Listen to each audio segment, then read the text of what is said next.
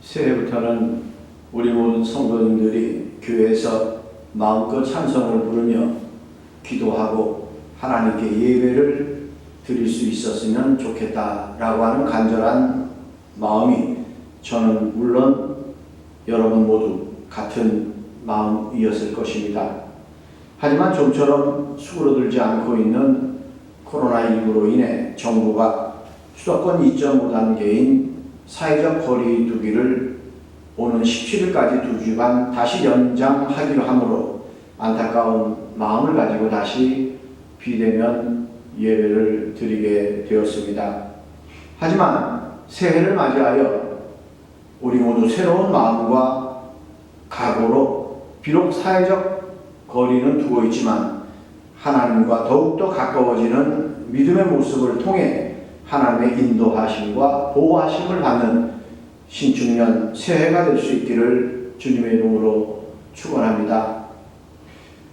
오늘 우리에게 주시는 말씀의 이해를 돕기 위해 먼저 임신과 출산의 신비로움의 한 단면부터 말씀드려보고자 합니다.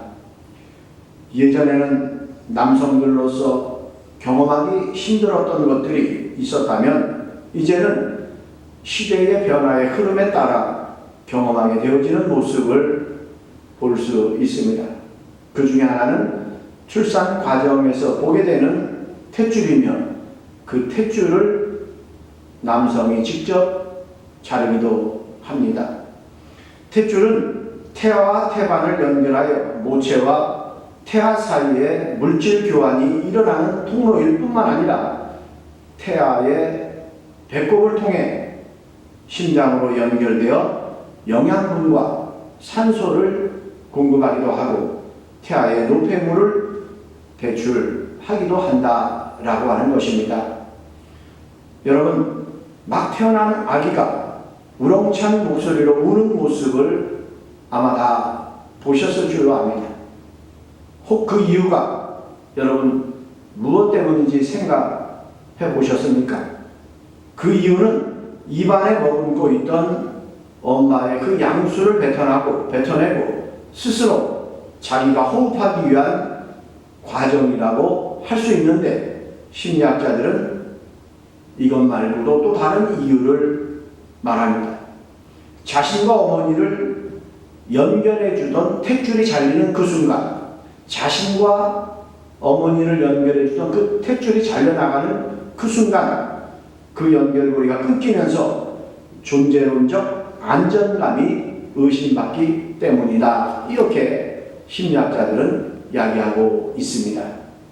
그 불안감으로 인해 울음을 터뜨리는 것인데 그래서 아기는 그 불안감을 해소하기 위해 유아 시절 내내 어머니와의 잦은 신체 접촉을 통해 연결을 시도한다고 합니다. 그리고 성장하면서도 가족을 비롯한 친밀한 누군가와 접속되고 연결되고자 하는 열망을 갖게 되는데 그런 연결에 대한 열망이 불안정할 때 많은 문제들이 성장 과정에서 발생하게 된다는 것입니다.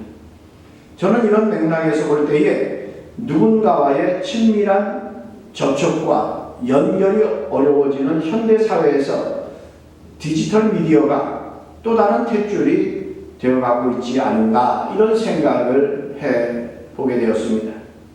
다시 말씀드리면 디지털 미디어를 통해 타인과 함께 내가 하고 있다라고 하는 정서적 안정감을 느끼고 있다라고 하는 것입니다.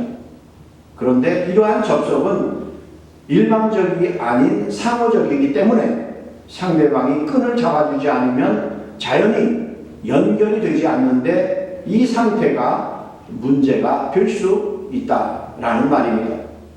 상대방에게 전화를 했는데 전화를 받지 않으면 또한 메시지를 보냈는데 그에 대한 응답이 없으면 그리고 SNS에 글을 남겼는데 답글이 없으면 왠지 모르게 불안하고 불쾌해지고 분노하는 부정적 상태에 놓일 수 있다라고 하는 말입니다. 마치 탯줄이 끊어졌을 때 아기가 그 울음으로 불안감을 표현하는 것처럼 그러한 상태로 전락되고 만다는 것입니다. 위에서 말씀드린 것처럼 대부분의 사람들 역시 자신의 안전감을 확보하기 위해 모든 수단과 방법들을 동원하여 시도하고 있다 해도 과언이 아닐 것입니다.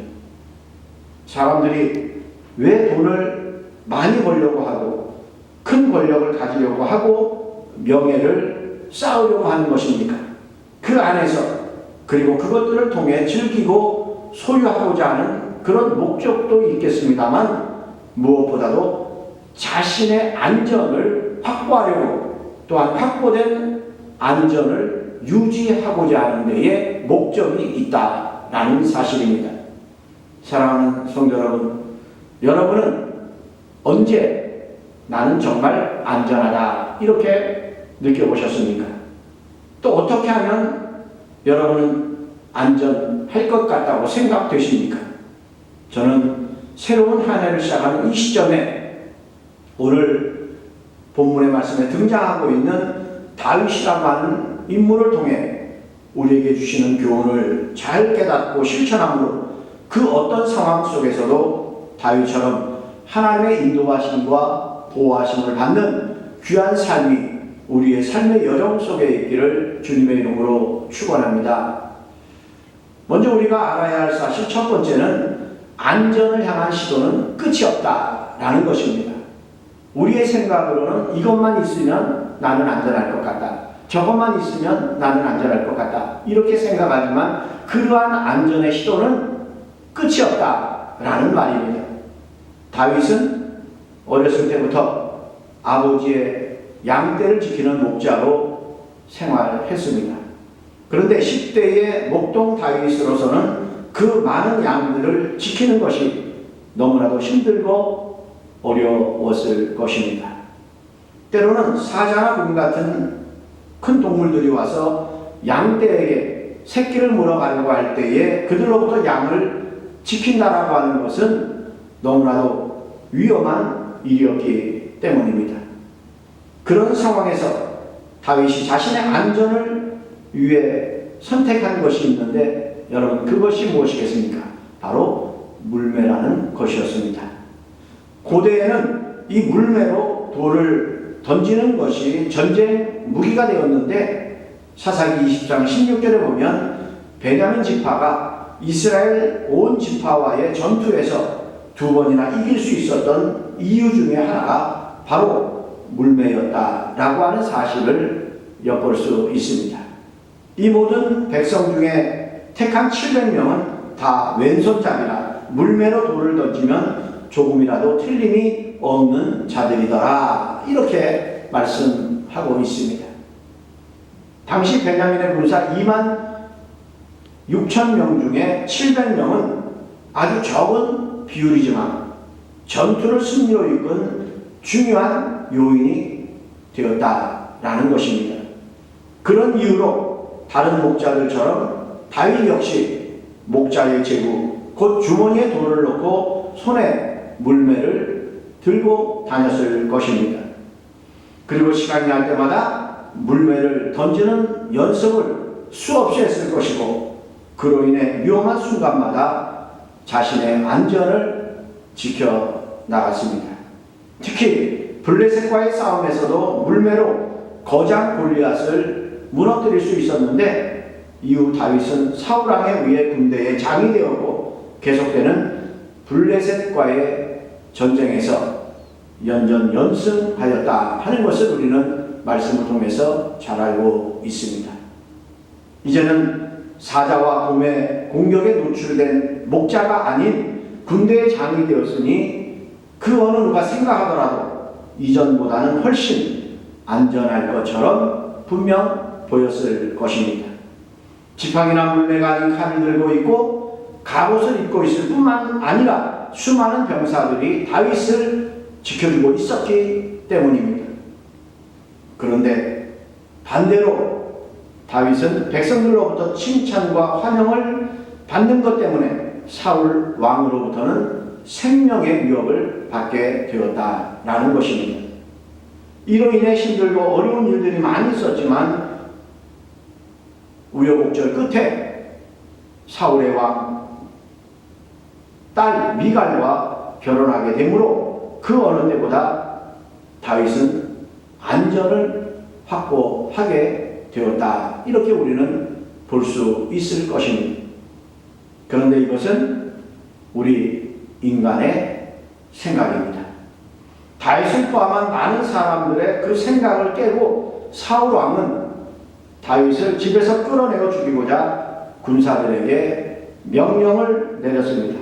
그의 안전은 순식간에 흔들렸고 다윗은 죽음의 순간에 몰리게 된 것입니다. 그때 아내 미갈의 도움으로 위기를 모면한 다윗, 다시 안전할 수 있었지만 언제라도 무너질 수 있는 것이었기에 확고한 안전은 아니었다라는 것입니다. 그리고 시간이 많이 흐른 후에 다윗에게 사람들이 모여들기 시작하면서 그 세력이 확장되다가 마침내 유다지파의 왕이 되었고 나중에 전 이스라엘의 왕이 되었습니다. 이제 왕이 되었으니 진정한 안전을 확보할 수 있게 되었다고 여겨졌을 것입니다. 누가 예루살렘 성에서 수많은 부하 장수들이 있는 다윗을 해칠 수 있겠습니까? 그런데 놀랍게도 다윗은 또다시 안전의 위협을 받아 예루살렘 성을 버리고 도망자의 신세로 전락하고 말았습니다. 그의 아들 압살롬이 반역을 일으켜 큰 군대를 이끌고 예루살렘으로 진격해 왔기 때문입니다. 왕의 자리에 있었어도 안전하지 못했다 하는 것을 우리는 보고 있습니다.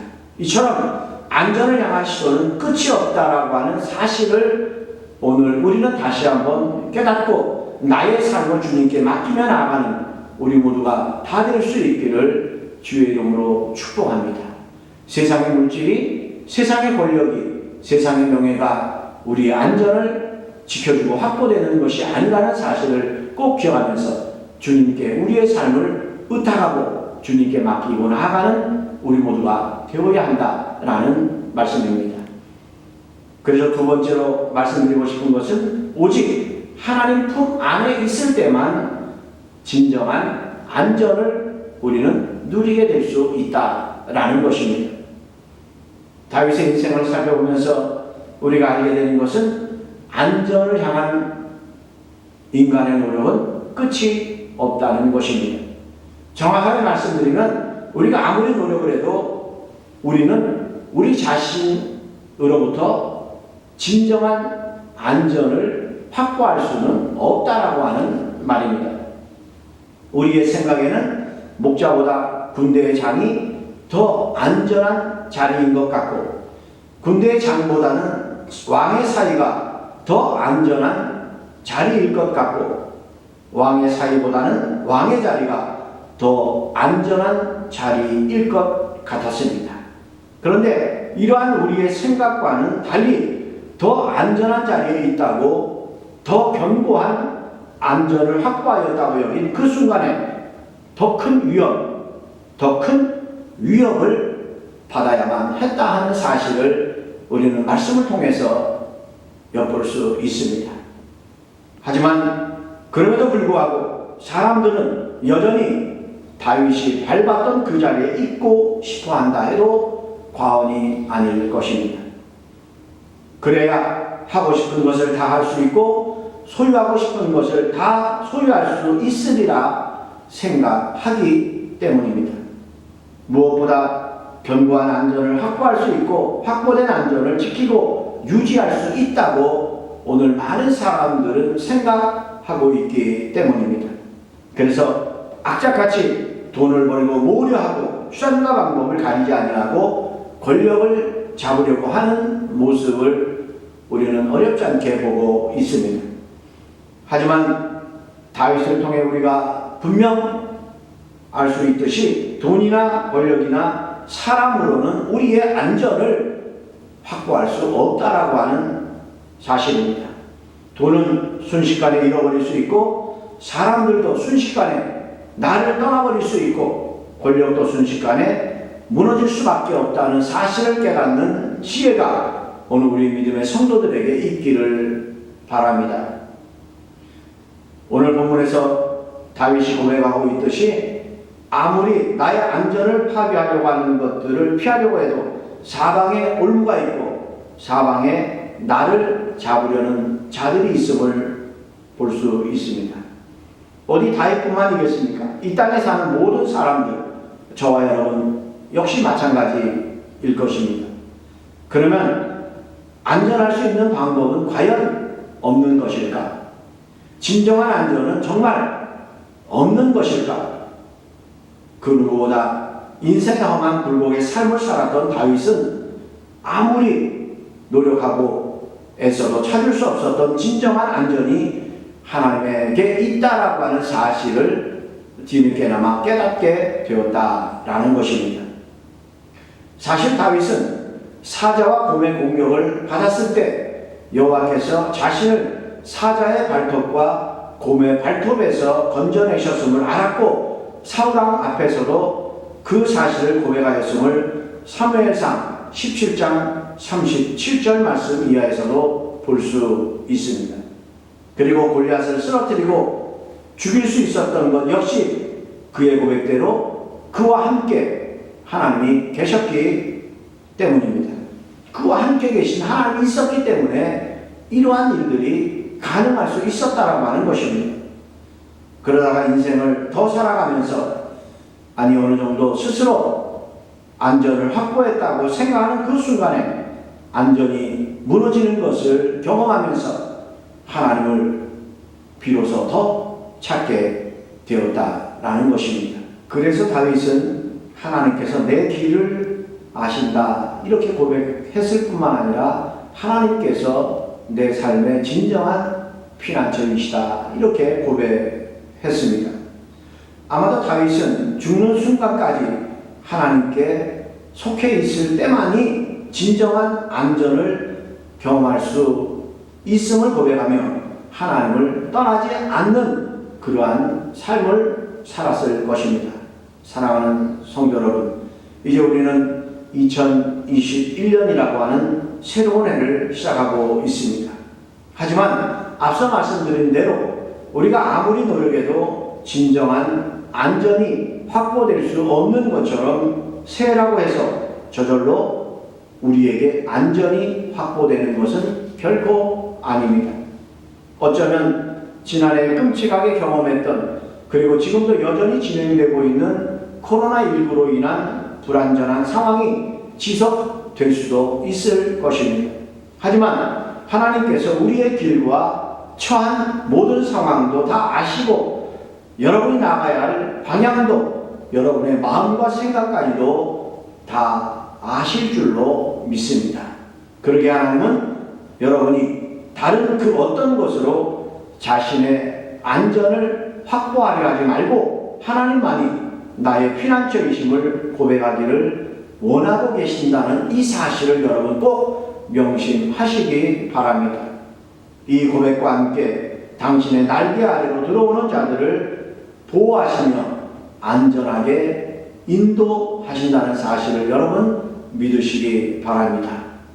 그래서 서두에 말씀드린 것처럼 탯줄로 엄마와 연결된 태아처럼 말씀과 기도에 병행된 삶으로 늘 하나님께 연결되어 있음을 확인하고 고백하며 늘 하나님 품에 거하는, 그래서 모든 일상들이 예전의 모습으로 회복되어지고 다시금 풍성한 삶으로 전환되는 여러분의 삶이 금년 안에 있기를 주님의 이름으로 축원합니다. 기도하시겠습니다. 사랑의 주님, 은혜를 감사드립니다. 오늘도 우리가 비록 서로의 얼굴을 보지는 못하고 각자 가정에서 하나님을 예배하고 있지만 그래도 저희들에게 건강 주시고 믿음 주셔서 이 예배를 드릴 수 있도록 은혜 주시니 진심으로 감사드립니다.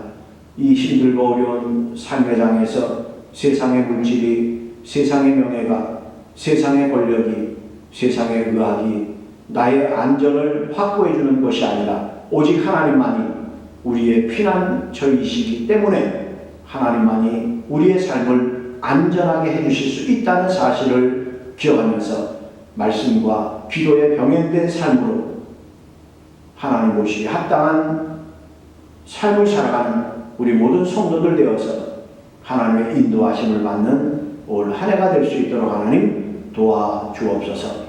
모든 것 주님께 의탁하며 감사드리며 사랑이 많으신 예수님의 이름으로 간절히 기도드리옵나이다. 아멘.